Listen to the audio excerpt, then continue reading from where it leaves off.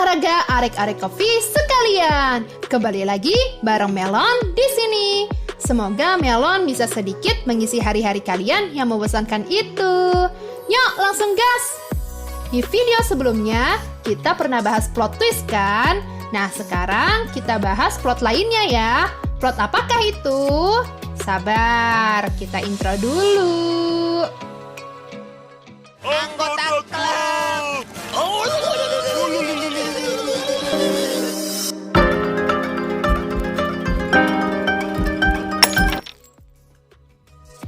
Plot hole adalah plot yang paling dihindari oleh pengarang atau penulis cerita. Karena plot hole berarti lubang atau celah di dalam alur cerita. Lubang di sini dimaksudkan sebagai kesalahan penulis yang membuat ceritanya jadi nggak masuk akal. Sebagai manusia biasa, meskipun jenius, tetap aja yang namanya manusia pasti ada salahnya, termasuk Eiichiro Oda. Wait, di mana kesalahan manga One Piece karya Eiichiro Oda ini? Oke, yuk kita terbang ke atas awan dulu. Aku akan bawa kalian ke akhir arc Skypiea saat Luffy menggunakan Gomu Gomu no Ogen Riftel untuk meng-KO-kan Enel, sekaligus untuk membunyikan lonceng emas.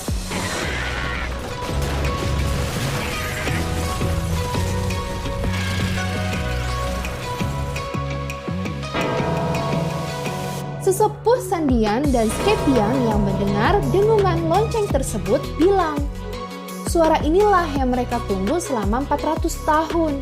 Dan suara ini pertanda akhirnya konflik mereka. Oke, kita lompat ke adegan saat Robin selesai baca Poneglyph. Di situ Gunval bertanya, apakah itu Roger? Lalu Gunval bilang kalau 20 tahun yang lalu, sebelum time skip, atau 22 tahun yang lalu, di waktu sekarang, Roger datang dan menemukan lonceng tersebut. Dan yaps, di chapter 966, kita bisa lihat Roger, Oden, Buggy, Seng, dan beberapa kru lainnya ikut menyaksikan keindahan lonceng tersebut. Nah, plot hole-nya di mana? Gak masuk akalnya di mana?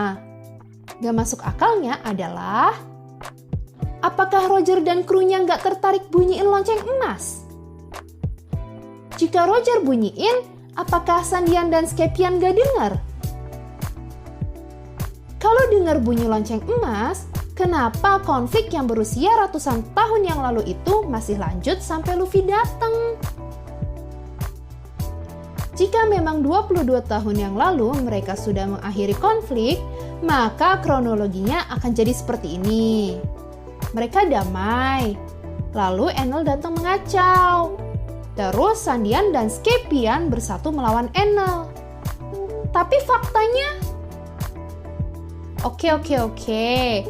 Mungkin benar Oda menyimpan bunyi lonceng emas itu untuk Luffy, si tokoh utama. Tapi itu justru yang bikin gak masuk akal. Terserahlah. Sekarang kita terjun bebas sekaligus muter balik ke cerita masa kecil Luffy. Saat itu, Shanks kehilangan lengan kiri melawan monster laut.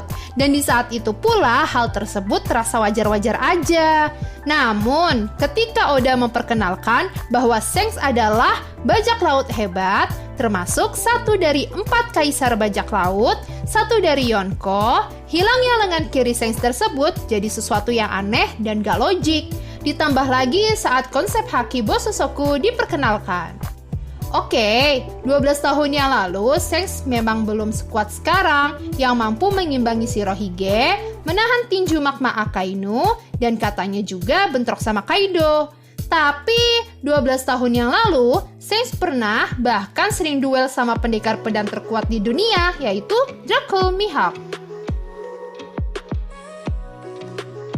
Shirohige yang tahu sepak terjang Shanks 12 tahun yang lalu sampai bertanya-tanya, musuh seperti apa sih yang dilawan Shanks di East Blue?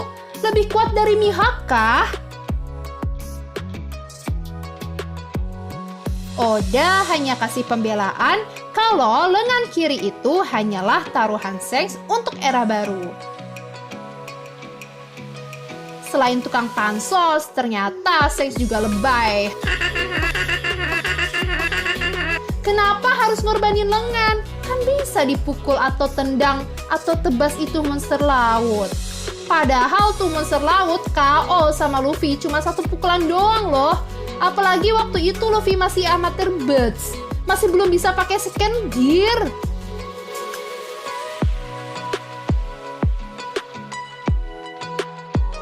Yang terakhir, ada Cream Attack-nya Nami. Lokasinya di Water 7, di kantor Galela Company, tepatnya di kamar Iceberg, chapter 347, panel terakhir. Ini yang nulis naskah gimana sih? Bolak-balik dari langit balik ke paling awal, sekarang lompat jauh ke Water 7. Bodo amat lah. Maaf ya, aku cuma baca loh, gengs. Kalau kalian mau protes, silahkan protes ke penulis naskah ini ya, guys.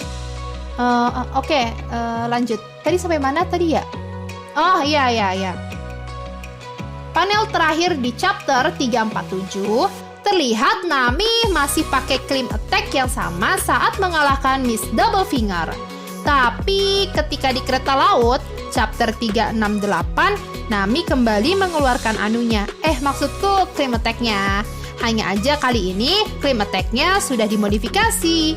Modifikasinya dari versi lama ya, bukan yang bikin baru. Cream Attack yang udah ditambahin bulet-buletan itu seperti wadah dial.